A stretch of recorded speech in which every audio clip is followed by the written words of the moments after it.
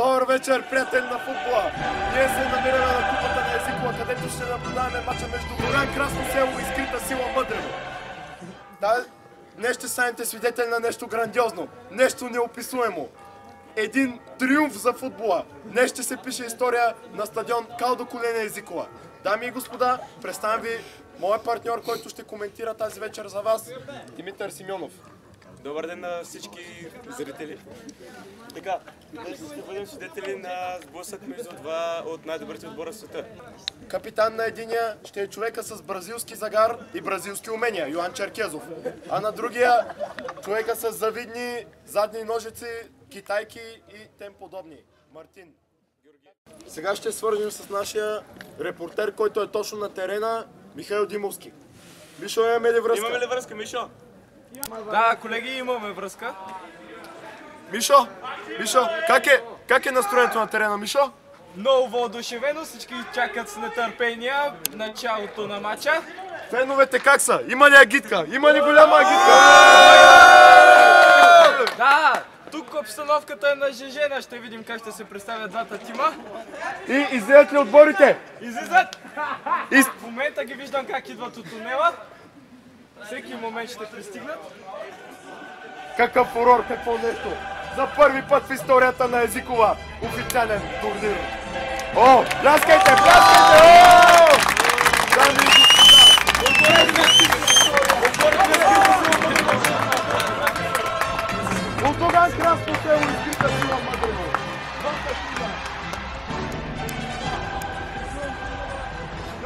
Красно село. Пейте.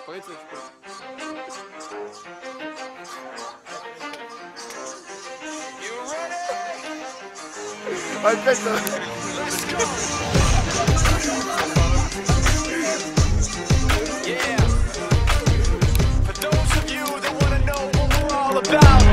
It's like this, yo.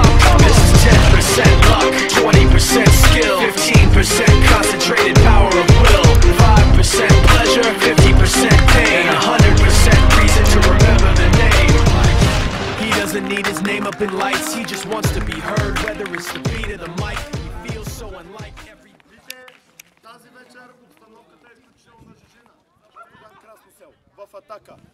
Мони Ичев, подкрепен от бразилеца и новото попълнение Йоан Черкезов.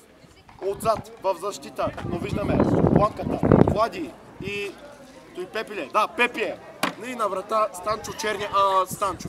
А от другия отбор в нападение са Мартин Георгиев, Кирчо и Иво. В защита са невероятните Стормекса и Дени, а на вратата е Данчо Комикс.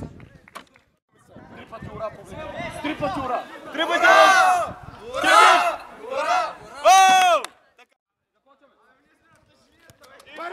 Първият съдийски сигнал, дами. Топката от Дени. Денис. Брилянтно отиграване. О, предвиди го. О, но губи. Влади Каманю, бразилеца. До сега в мачовете на Горян Красно село имаше доста напрежение. Първият мач печелиха с 0-0 срещу отбора на...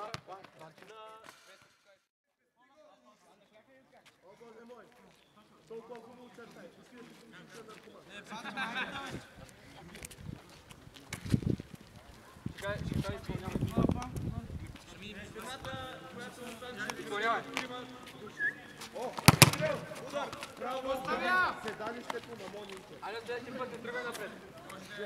Желязно просто.